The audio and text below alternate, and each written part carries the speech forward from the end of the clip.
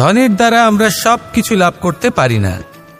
জাগতিক স্বাচ্ছন্দ্য আমরা লাভ করতে পারি, কিন্তু সুখ লাভ করতে পারবো না।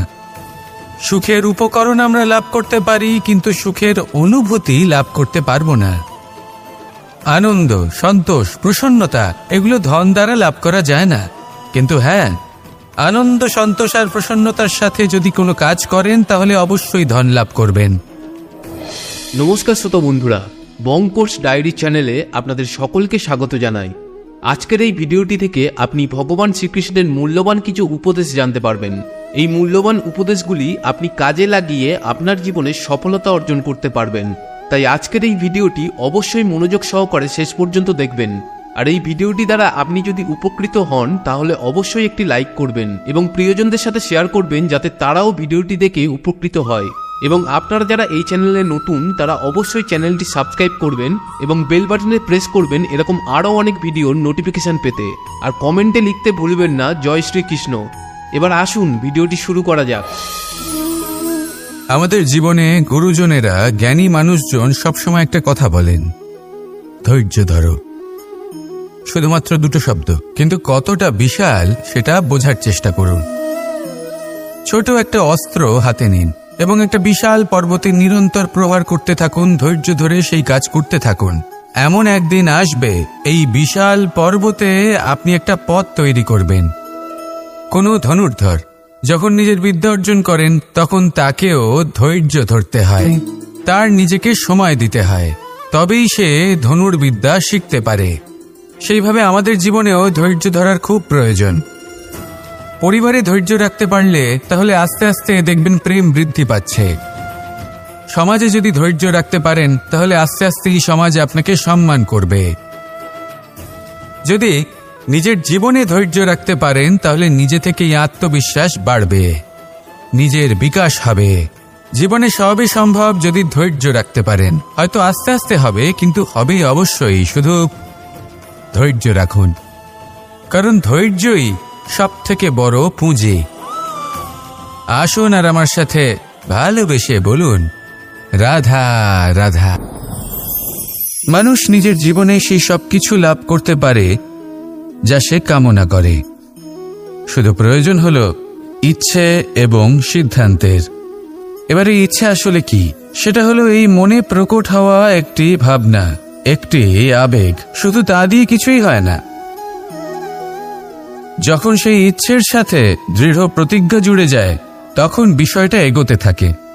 একটা উদাহরণ দিই, ধরুন আপনি মরুভূমিতে আছেন এবং আপনি মধুর জল পান করতে চান। এটা হলো শুধুমাত্র আপনার মনের একটি ইচ্ছে।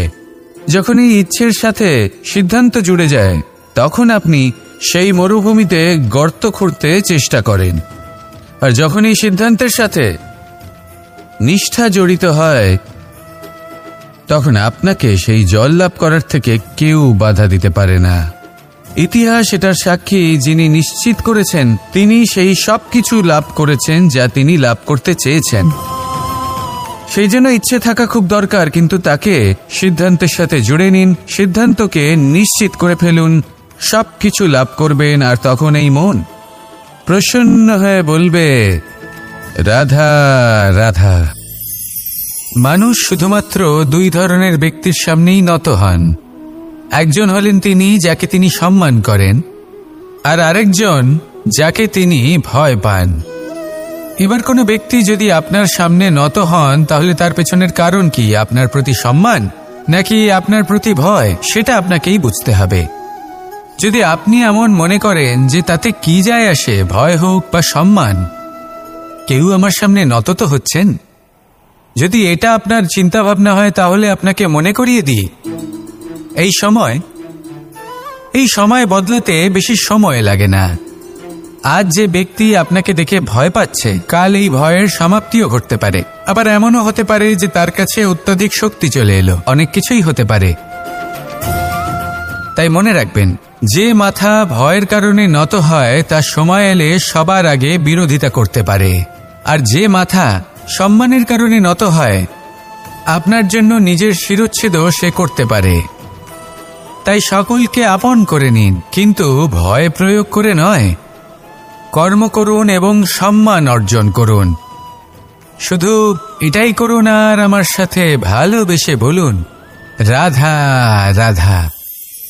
ধন মানুষের জীবনের সবথেকে বড় প্রয়োজনীয়তা, সেই অস্ত্র যার দ্বারা মানুষের জীবনের অনেক সংকট দূর করে দেয়া যেতে পারে, সেই মাধ্যম যার দ্বারা সংসারের সমস্ত জাগতিক সুখ স্বাচ্ছন্দ্য লাভ করা যেতে পারে। কিন্তু ধনের দ্বারা আমরা সব কিছু লাভ করতে পারি না। জাগতিক স্বাচ্ছন্দ্য আমরা লাভ করতে পারি, কিন্তু সুখ লাভ করতে পারবো না। সুখের উপকরণ আমরা লাভ করতে পারি, কিন্তু সুখের অনুভূতি লাভ করতে পারবো না। আনন্দ, সন্তোষ, প্রসন্নতা এগুলো ধন দ্বারা লাভ করা যায় না। কিন্তু হ্যাঁ, আনন্দ, সন্তোষ আর প্রসন্নতার সাথে যদি কোনো কাজ করেন তাহলে অবশ্যই ধন লাভ করবেন। তাহলে আসুন আর এই প্রসন্নতার সাথে বলুন, রাধা রাধা। এই সংসারের সব থেকে বড় সুখ কি? কেউ বলবেন নিজের লক্ষ্য প্রাপ্ত করা, কেউ বলবেন ধন উপার্জন করা, কেউ বলবেন নিদ্রাই সব থেকে বড় সুখ, কেউ বলবেন রাজ্য লাভ করা, আবার কেউ বলবেন মাতার হাত থেকে খাবার খাওয়া, আদি ইত্যাদি। কিন্তু যদি সত্যি কথা বলি, এই সংসারের সব থেকে বড় সুখ হল সেবা করা। কখনো কাউকে সেবা করে দেখুন। এই সেবা দ্বারা অন্য কোনো মানুষের আশীর্বাদ লাভ করাতেই সুখ রয়েছে। আপনার সেবা ভাব দ্বারা যখন কোনো মানুষ নিজের অন্তরাত্মা থেকে আপনাকে আশীর্বাদ করে, তার থেকে বড় সুখ আর কিছুই নেই। কারণ প্রত্যেক মানুষের মধ্যে ঈশ্বর বাস করেন। নরের সেবাই হল নারায়ণের সেবা। নিষ্কাম সেবা করাই হল সব থেকে বড় সুখ। তাই নিজের অন্তরে সেবার এই ভাব জাগ্রত করুন। যে সুখের কথা আমি বলছি, সেই সুখ অনুভব করেই দেখুন। এই মন সুপ্রসন্ন হয়ে বলবে, রাধা রাধা। এই সংসারের আরম্ভ থেকে এখনো পর্যন্ত এবং ভবিষ্যতেও একটা যুদ্ধ আছে, যা হয়ে চলেছে, চলতেই থাকবে। পাপ এবং পুণ্যের মধ্যে যুদ্ধ, সত্য এবং অসত্যের মধ্যে যুদ্ধ। এই যুদ্ধ চলেই আসছে। আর এই যুদ্ধে যারা লড়েন তাদের আমরা সবসময় জয় জয়কার করি।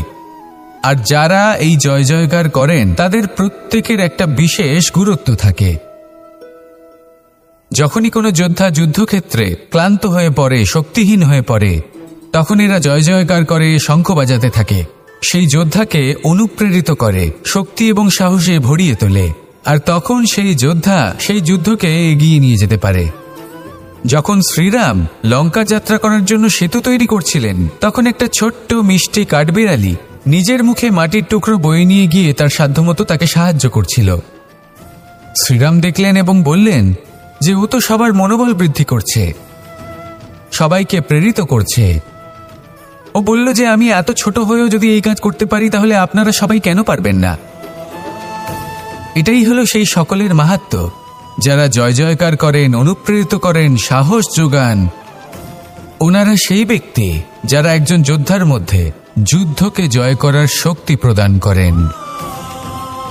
আসুন আমার সাথে ভালোবেসে বলুন, রাধা রাধা। বনের মধ্যে যদি আপনি কোনো বিষাক্ত সাপ দেখেন, তাহলে কি করবেন?